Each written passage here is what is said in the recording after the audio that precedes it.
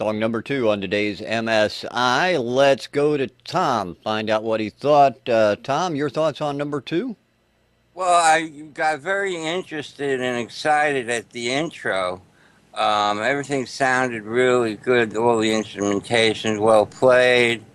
The instrumentation was well balanced. But again, then the vocal came in, and I was let down. It was very low in the beginning. It was brought up a little bit towards the end, but still very low. And I would have gone with a different vocal sound, something more edgier, maybe a little distorted. Doesn't have to be super distorted, just something with an edge on it, to really make it cut through. And it should really, I mean, the size of everything else was great. The vocal was so small, though. It sounded like he was a tiny midget playing with this big drum kick bass band, and and it wasn't in Celtic. No, it wasn't. No Celtic for that one. Thank you very much, Tom. Let's go to the expert on Mandarin Hispano-Celtic. Let's talk to Ken and find out what he thought about number two. Well, I don't mean to correct you, Rich, but I'm not just an expert on Mandarin Hispano-Celtic music, but international music in general. Oh, okay, my fault. I didn't get your new business card. Well, that's okay. I mean, I've made so many concert spots over the years. I've heard it all. Anyway, to the business at hand, most of my stuff is basically agreeing with Tom. I've never been a huge fan of this kind of music, as we learned with the last song. That's not, well, while my classmates were listening to more of this, heavy stuff, the Alice Cooper kind of stuff, I was listening to the previous song. But to this, I have to say that there are a lot of bands like this here around Indy, and maybe around the country. This may be just a popular thing. Some of my sons have actually had their friends who have bands come into my little studio and try to record, and they sound, just in my opinion, just as good as what I heard. And that's not to knock what I just heard. It's just that it, to me, seems to be a kind of music that's not that hard to master. You don't have to have a great voice. Like Tom said, you just need something edgy, something harsh and whatever. But I've never been a huge fan because, to me, the vocals they're just too lost in the music. It's almost like they treat it like just another instrument. Like it's not important what they're saying. They're just another instrument. Maybe that's what they want. I don't know. But I couldn't tell you if the mix was good. I guess it was, depending on what they wanted. These bands, I think, are probably better live because they're jumping in around the stage and probably wearing strange outfits, and so they're probably more about what you see than what you hear. But yeah, I mean, I'm not going to say that they were bad because they're not. It's just not my cup of tea, to use a British term. Oh, okay. All right. Well, I appreciate that, Ken. Ian, what do you think? You are a British guy. Use all the British terms you want. Well, this would be my cup of tea, darling, if I could hear the bloody vocals. I mean, Yeah. come on, guys. Really, I mean, that is the biggest thing wrong with this track. It has got a great bass sound. I love the bass sound. The drums are big and huge behind them. That's fantastic. Guitars, massive. Great tone, great performances all round. Everything's kicking. And then the vocal doesn't come in, does it, really? It sort of just sits underneath everything else. And from what I can hear, it sounds like the guy has got a cool voice. I mean, I wouldn't say it's the greatest singing voice, but he does what he does really well. And I love the attitude that I could sort of hear coming through, and that it's got that kind of Velvet Revolver feel to it for me. And I like the Velvet Revolver, so that's a good thing. The arrangement was strong. It was a down and dirty chorus. I liked that a lot. Real full, high energy. I mean, this has got everything going for it, except for a vocal, which you can't hear. And that's what, as Ken was saying, I want to hear that vocal. I want to hear what he's got to say. I want to hear, what sort of vocals backing up this dirty, big, heavy riff and these pounding drums. I want to know what it's all about. Yeah, I definitely understand. Thank you very much, Ian. Let me introduce that track to everybody. The track's name is called Saturated. It's Saturated by Cable 35. We appreciate the fact- Saturated by guitars. well, Saturated is the name of the track, Cable 35, the artist. We appreciate their sending that into Music Scene Investigation.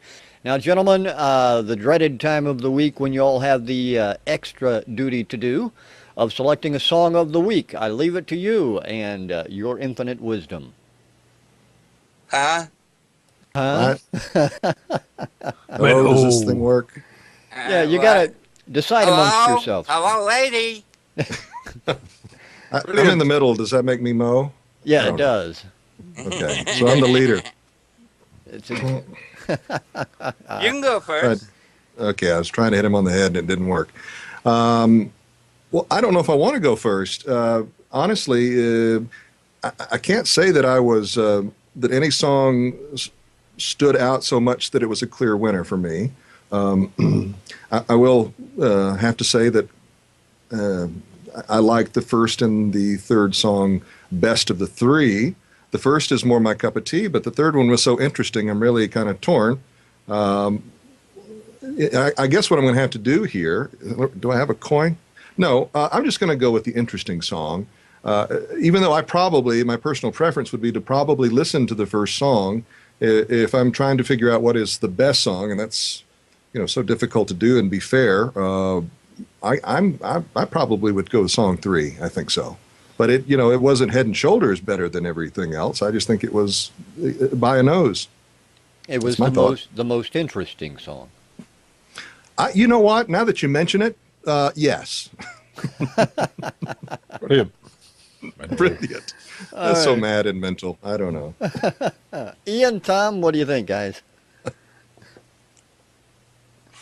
They're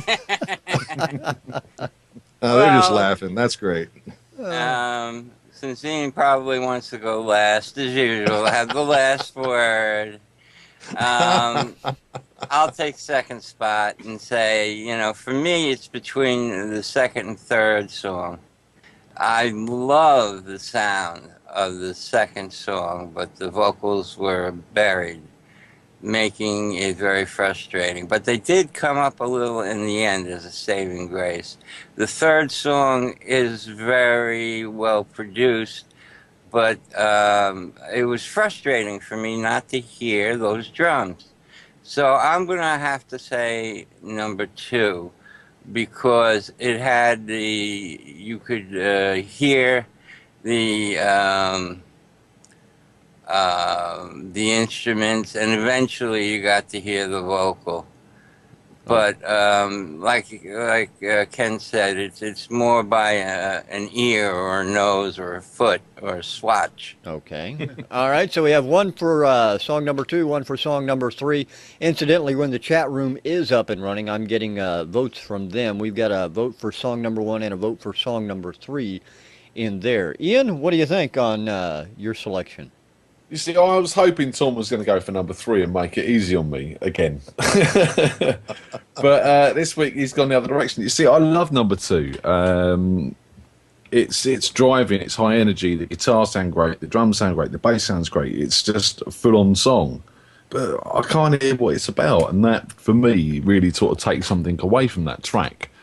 Number 3 is so creative, and it needs some attention, but it's very well done.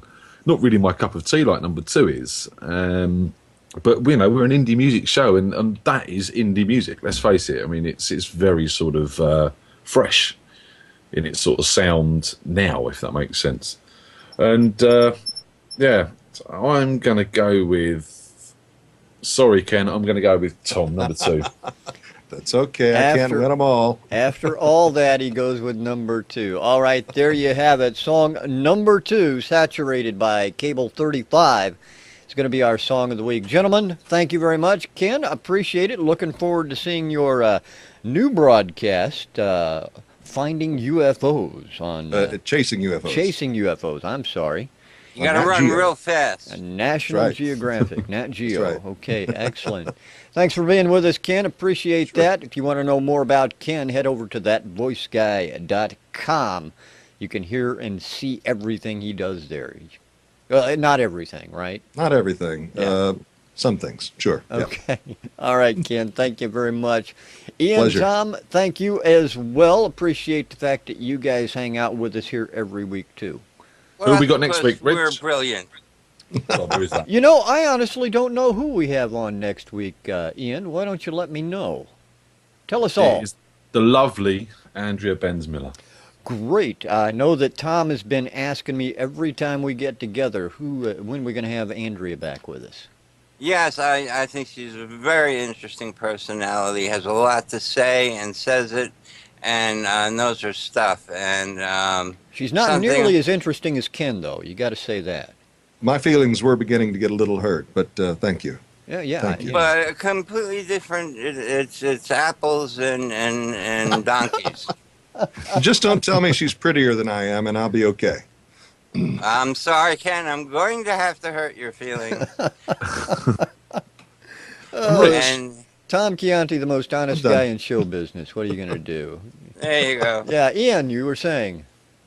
I don't want to start any rumours, but I mean, you know, I just want to sort of say that people should be looking out very soon for maybe a new show involving the Song of the Week artists where we sort of do a monthly vote. That's what I want to say. All right. Well, we won't give it away then, Band of the Month or anything like that. So you'll have to stay tuned to find out more about that. Until then, we're going to play out I'm with surprised Cable the- 35. What's that, Tom? I'm surprised the secrecy guys didn't break in behind Ian through the door and put a bag over his head and just drag him away for letting that loose. Yeah, they're on their way. They're on their way. We're going to play out with Cable 35 song Saturated right here on MSI. Thanks for joining us again, everyone. We'll see you next time on Music Scene Investigation.